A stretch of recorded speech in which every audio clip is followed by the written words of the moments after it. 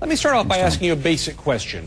For all of the concerns about Georgia, for all of the saber rattling right now, you've been there and you've done that. How worried should we be about the relations between the U.S. and Russia right now? I think we should be very concerned, and it's not just the U.S. and Russia. This is really about NATO. It's about the U.S. leadership role in Europe and how European countries respond to the United States. So we need to be focusing on not just a U.S.-Russia bilateral relationship, but we need to be focusing on transatlantic unity and using that transatlantic unity to shape the behavior of Russia. That's one of the areas in which I think the administration has, frankly, not been as effective in the last 7 years as it could have been, because there's been a lot of emphasis on U.S. unilateral relations with Russia and elsewhere, and not enough emphasis on transatlantic unity.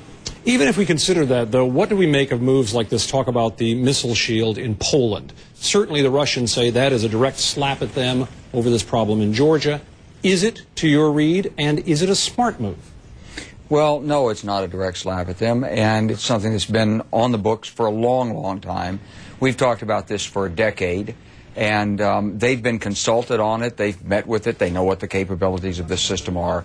This is just an example of Russian rhetoric aimed at intimidating Europe. It doesn't intimidate the United States, but the United States reaction then can either bring Europe together with the United States, or we can chill the relations with Europe.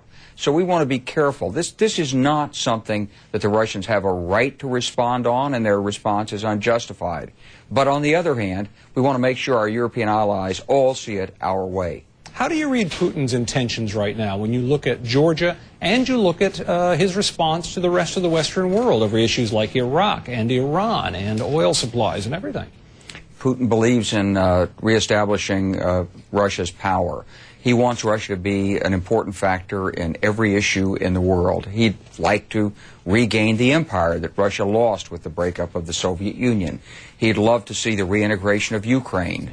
Belarus wants to be reintegrated. The Russians have put that on hold because it's such a basket case. But with Ukraine and Belarus together, then the absorption of some of these other countries, he believes, that are on the periphery could happen. And Russia would once again be a much greater, it'd be a superpower, unlike what it is today, except through the nuclear capacity, of course. And so Georgia, in Putin's mind, is probably the first step. They've long prepared Ossetia, South Ossetia, and Abkhazia, along with other areas on the periphery of Russia, as grips into the what they call the near abroad. This is a strategic crisis. It's been building for a long time. It just broke out into the open now, but we've seen its roots back more than a decade. President Saakashvili in Georgia is blaming the West for making this breakout right now because he said the West entertained the idea of bringing Georgia into NATO, in which case NATO would have been bound to defend them against the Russians, but didn't bring them in. And that sort of poked Russia in the chest and made this happen. Do you buy his complaint that the West is to blame? Not exactly. I think that, first of all, I've been very pleased to see NATO enlarge as it has over the last few years, but every step has to be carefully looked at. It has to have the backing of all NATO members, and there are some membership criteria that have to be met. One of those membership criteria, incidentally, is that all the territorial issues have to be resolved. They weren't resolved in the case of Georgia. The United States proposed Georgia for membership. The European allies asked some tough questions. It was decided that to give it a little bit more time. So I don't think that the United States or NATO is responsible for this, but I do think that we could have seen this crisis coming. I think we should have worked for years to diffuse this and protect Georgia's claims on South Ossetia and Abkhazia from Russian encroachment. How would you have done that? I would have insisted on a neutral peacekeeping force, not Russian peacekeepers in the area, and a real process of addressing the alleged grievances between Abkhazia, South Ossetia, and Georgia. Obviously, the Georgians are very concerned about the idea that the Russians are still there despite this agreement.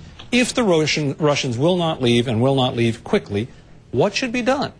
Well, what has to be done regardless is we've got to get the neutral observers in there.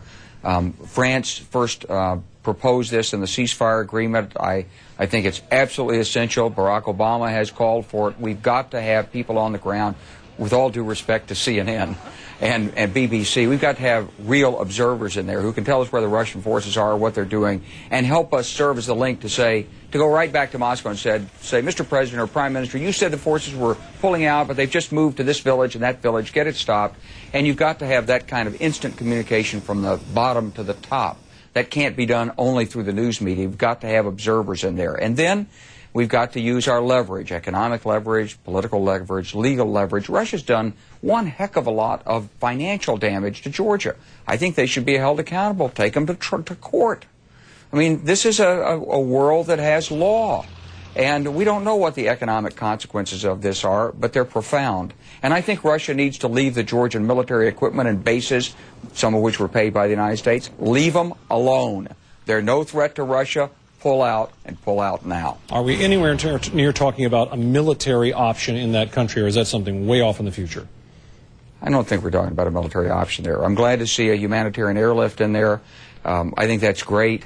But we have a lot of talking to do between now and that sort of position. Putting U.S. troops in there, it just doesn't make sense. It's not necessary, and we just shouldn't be talking about this. What we really have to talk about is transatlantic resolve. Russia has to behave as a responsible member of the international community. It's not behaving, and we need to call it on this bad behavior. And to call it, it takes the united resolve of all the nations of the West, not just the United States. We'll have to see how it turns out. General Wesley Clark, thanks for joining us, as always. Yes, thank you, Tom.